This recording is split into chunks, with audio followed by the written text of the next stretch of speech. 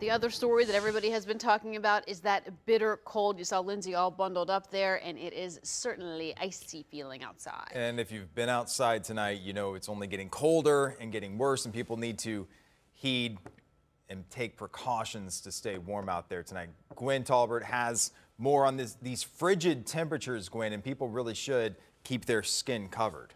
Oh, absolutely. It's actually very dangerous cold that's going to get worse once we get into tomorrow night. So starting with right here, right now, it's 26 degrees in the nation's capital, but it feels like it's only 12. And that's part of the issue, our wind chill factors that we're going to have over the next 24 to 48 hours. Currently 22 at Manassas, 19 at Winchester, the same at Martinsburg, 23 at Baltimore, 18 at Westminster, 19 at Hagerstown, and also we've got 26 at Culpeper.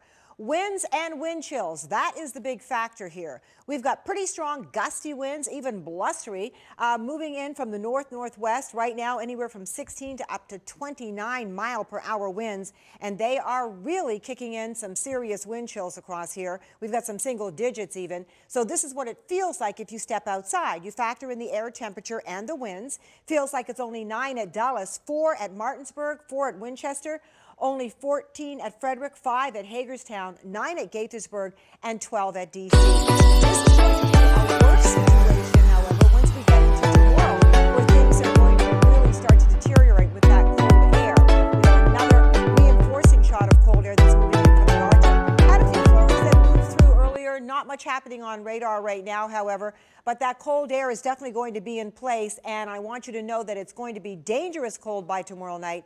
Make sure that you do protect yourself accordingly. I'll have more details in the 7-day forecast a little later. Brody? Thank you, Gwen. Dealing with these frigid temperatures can be tough, especially for people living on the street. If you need shelter or see someone who needs a place to stay, please call. These are the numbers you can call. In addition, contact the Hypothermia Shelter Hotline at 1-800-535-725. In Montgomery County, contact the Crisis Center at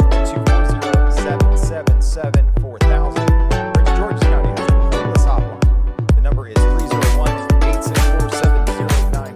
Fairfax County, you can call 703. Orange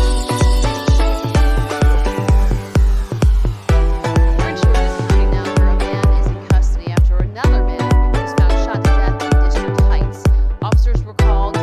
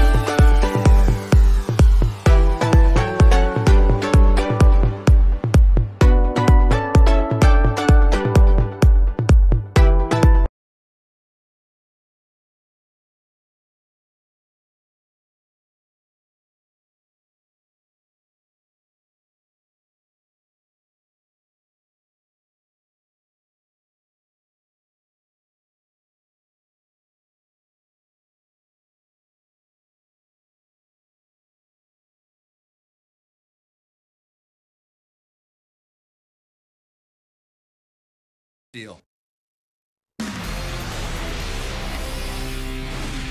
Massaging a teenage boy's back, police have arrested 34-year-old Sherman Shagan for doing that at the Newark International Airport. Now, authorities say he touched the 14-year-old boy while waiting at the baggage claim. He handed him a note saying, "This is money for letting me give you a massage. Thank you," end quote. Investigators were able to track Shagan to a nearby hotel. He is now facing child endangerment charges. And a number of Philadelphia police officers have filed a lawsuit against their own department. A group of officers, including a staff inspector, a lieutenant, and a captain, claimed that they were forced to lie on arrest paperwork.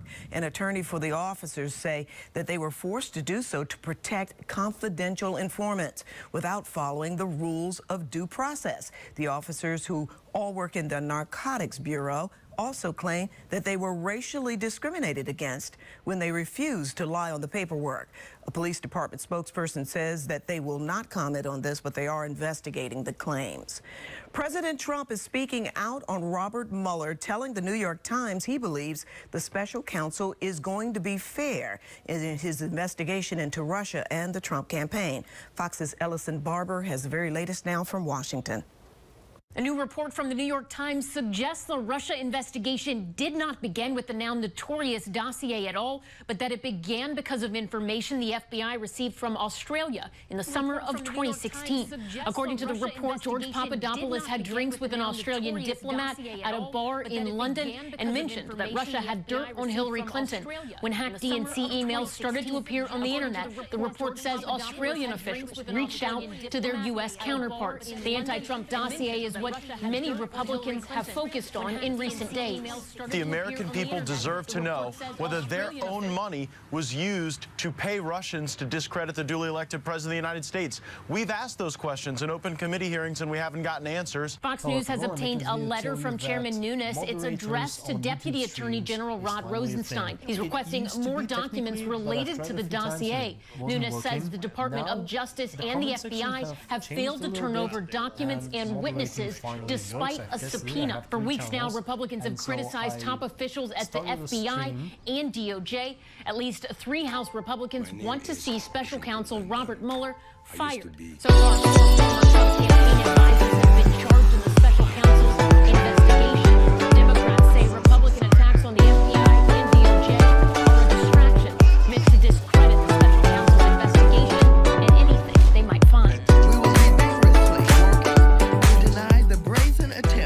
To destroy special counsel Robert Mueller and his investigation. The White House and the president have called the Russia investigation a hoax. President Trump spoke to the New York Times this week. He said he believes Mueller will treat him fairly, but it'd be better for the country, quote, in Washington. I'm Ellison Barber, Fox News.